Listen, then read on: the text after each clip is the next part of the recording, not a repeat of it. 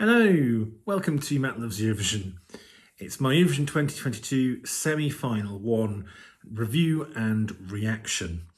It is Tuesday evening. It's about an hour and a half since we've had semi-final one. It was so fantastic to watch a Eurovision show again. And I thought I'd do a very quick video to just have a look at firstly, how I did in my personal choices in terms of what I liked and did they get through, and then also kind of how my predictions went. So you may have seen a previous video where I kind of said what I thought was going to qualify over what actually qualified. So really enjoyable show, and lots of great performances. But obviously some people did have to lose out. I'm pleased to say that I got through all of the songs in this semi that happened to be in my top 10, did get through, which was big, and the biggest relief of all for me was Lithuania. That was Monica Liu. I love that song. I love her. She's fantastic.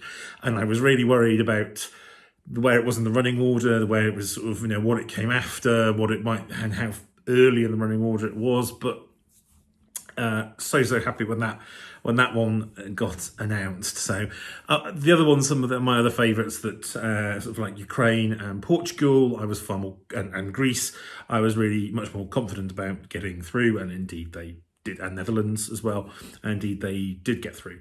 Of my my predictions, I got 8 out of 10, which I don't think is too bad.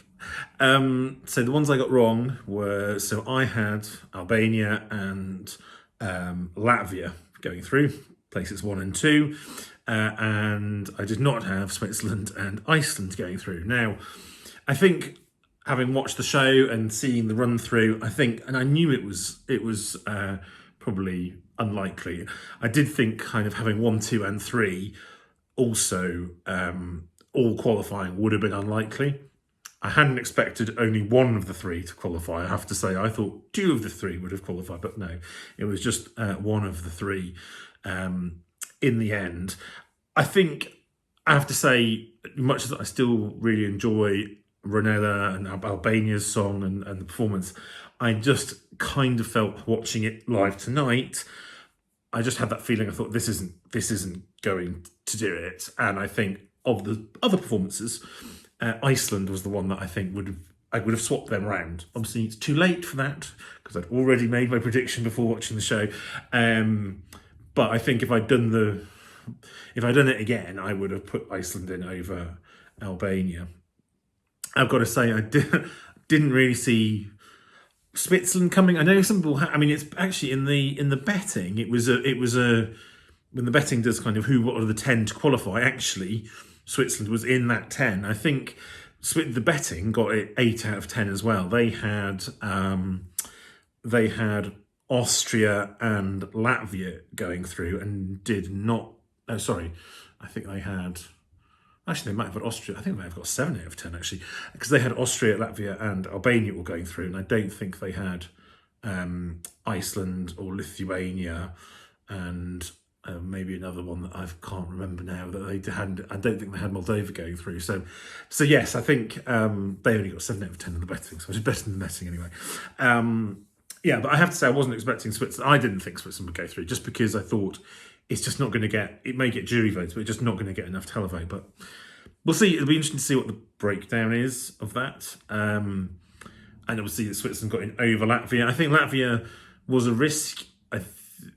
As I thought, they probably came away with juries, and I think countries like Ukraine, Moldova, and Norway sort of sucked away the televote. So in some ways, it's not that much of a surprise that they didn't get through. As I say, Switzerland is probably the biggest surprise for me of that. But as I say, it must have presumably chimed quite well with the jury. So yeah, all in all, didn't think I did too badly.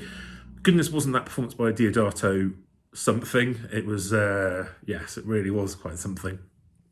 And great to see him perform on a Eurovision stage. Yeah, and looking forward to semi-final two. Obviously, the UK will be able to vote in semi-final two. I will not be up here in my home here up in Newcastle. I'll be down in London, so it might be well. Hopefully, we'll still be able to get my videos done since I can do these through my phone now rather than having to worry about. But we'll see how we get on.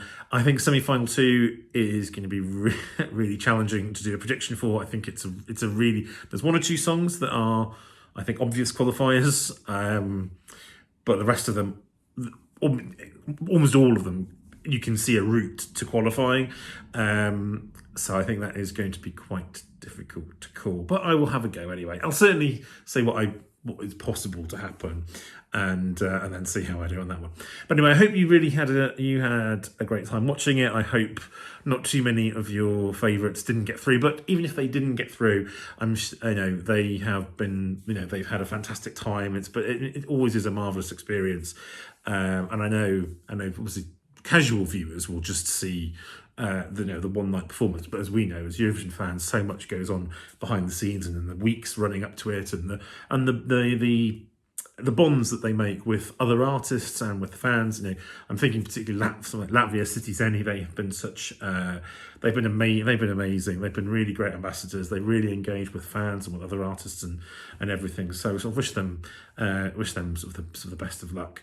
But yes, come back and join me then. And also, because I forgot to mention this at the start, do obviously click on the subscribe button, click that notification bell, and like, share, and comment below. And I will see you very, very soon for my semi-final 2 preview and predictions. Take care.